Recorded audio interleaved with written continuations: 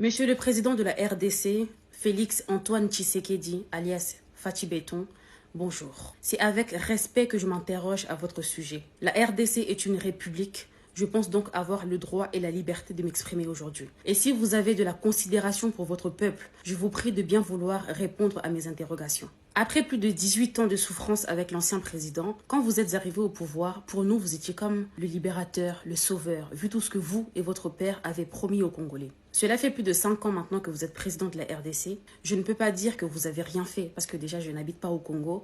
Et puis, je ne me permettrai pas de minimiser votre mandat. J'ai même appris que grâce à vous, aujourd'hui en RDC, la maternité est gratuite, vous avez construit certaines routes, il y a des écoles qui sont gratuites. Franchement, c'est bien et merci pour ça. Et le génocide, monsieur le président, qu'en est-il? Les gens qui disent oui, mais le génocide, ça fait trop longtemps que ça dure, Fatih ne va pas tout changer en si peu de temps. Sauf que là, ça fait quand même plus de 5 ans que vous êtes au pouvoir et c'est votre deuxième mandat. Si vous estimez que 5 ans, c'est trop court pour que les choses changent, mais on doit quand même voir une amélioration, au moins ça. Sauf que là, c'est de pire en pire. Comment se fait-il? On doit attendre combien de temps au juste? 100 ans pour que les choses s'améliorent? Quand il n'y aura plus aucune femme ni enfant à l'est du pays? S'il vous plaît, ça sert à quoi de mettre la gratuité de l'école pour des enfants qui se font tuer après? Pour des enfants qui finissent à Kolwezi, à travailler dans les mines, dans des conditions horribles, périlleuses. Pour des enfants qui, même quand ils font des études, à la fin, ils n'ont pas de travail et ils finissent voleurs. Pour des enfants qui se prostituent à 8 ans à Pakadjouma à cause de la pauvreté. Pour des enfants qui finissent à la rue, Chégué ou Fazer, d'autres à cause des soi-disant pasteurs qui disent qu'ils sont sorciers. C'est des pratiques qui se passent dans le pays que vous dirigez, monsieur le président. Vous en pensez quoi de ça? Ça sert à quoi de mettre la gratuité de la maternité pour des femmes qui se font violer et tuer toutes les minutes par les M23, laissant les enfants tout seuls? On a tous vu M. Zelensky aller combattre pour son peuple. Vous, à la CAN, quand la RDC a gagné contre le Maroc, on a vu des images de vous riant avec votre peuple, vous étiez heureux, etc. C'est très bien. Maintenant, n'oubliez pas que de l'autre côté, il y en a qui pleurent. Donc s'il faut, mettez un gilet pare-balles et allez combattre aussi pour eux. Et oui, la vie est un choix. Et être président de la RDC, c'est pas pour celui qui veut, hein. C'est pour celui qui peut.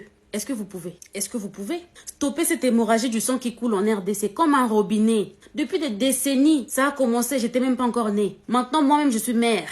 Ça coule toujours autant. Ah!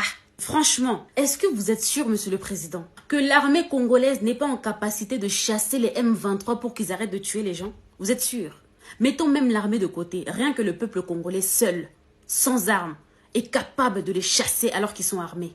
Ils sont combien? Ils sont combien? Et avec toute la richesse que le Congo a, c'est quelle arme qu'on ne peut pas financer pour être au même niveau de combat qu'eux? Vous savez que c'est possible en fait de les chasser? C'est possible.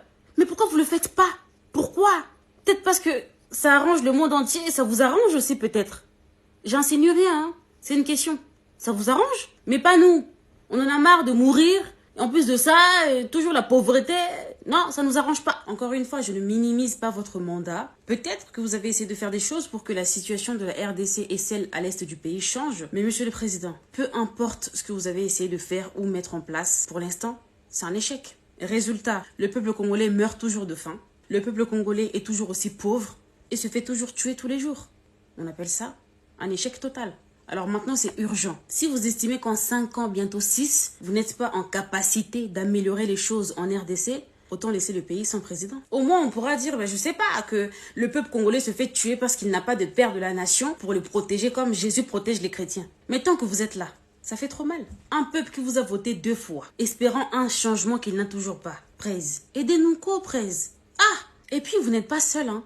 Vos ministres servent à quoi? Les amis, au Congo, il y a tellement de ministres. La prochaine fois, je vous ramène la liste de tous les ministres. C'est impressionnant. Ils sont talébélés.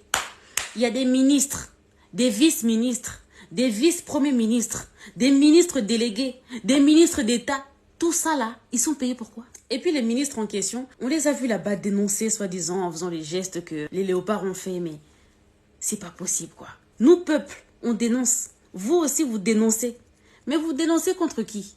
C'est à vous de nous trouver des solutions. Donc nous, on dénonce, vous aussi, vous dénoncez. Mais finalement, qui va trouver des solutions? Qui va faire quelque chose? Qui va améliorer le pays? Vous êtes payés pour quoi? Mes chers ministres, vous dénoncez contre qui? Peuple Yandengini, ya Laurent Sokoko. Pour finir, monsieur le président, on vous voit dans des avions partout dans le monde.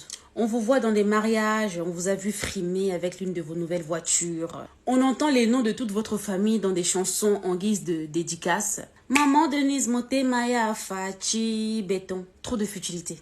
Et le peuple n'en bénéficie pas. Je vous demande avec tout le respect de vous concentrer sur le plus important, s'il vous plaît. C'est la voix du ras-le-bol qui parle. Je pense que le peuple n'a plus cette patience d'attendre encore plus de 18 ans. Est-ce que vous pouvez libérer la RDC, Free Congo,